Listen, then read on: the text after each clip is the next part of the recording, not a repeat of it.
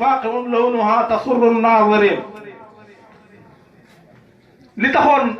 ñu koy wutloo xale ba mooy dafa am ku ñu rey te kenn xamul ku ko rey léegi nag ci gàttal rek mu wutloo leen nag woowu ñu wut ko ñu jël lenn ci nag wi dóor ko ci lenn li néew ba daal di jub mu ni ko kan moo la rey mu ni ko diw mii moo ma rey daal di tëddaat te loolu karaama la boo xamante ni yonent yàlla Muusaa lañ ko mayoon kon ci xam-xam rek ndax jamono ji léegi dafa doy waar ñu bëri ñu ngi fi nekk bu wirtee ñaari tur yu ndaw rek ak leer day feeñ ci moom ba tax na muy wax loo xamante ni nit mi ngi wirte téeméeri tur di yëg li muy yëg di gis li muy gis te waxee moom li muy waxe misaal bi day yomb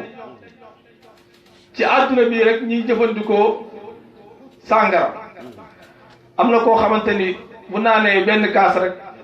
day màndi ba déconné fi yëpp waaye am na koo xam ne mun naa naan ñaari biteel te du yëngu Cheikh Abdul Qadir Jeylaani bi ñu ñëwee ni ko yow yaay xotbu bi wax feeñal na loolu kon li nga wax loolu du lu yéeme te turandoo way juróom di Cheikh al Bekaay di seen maam di maami Kunta yëpp boo jàngee histoire am dangay xam ne yàlla rek moom mën a maye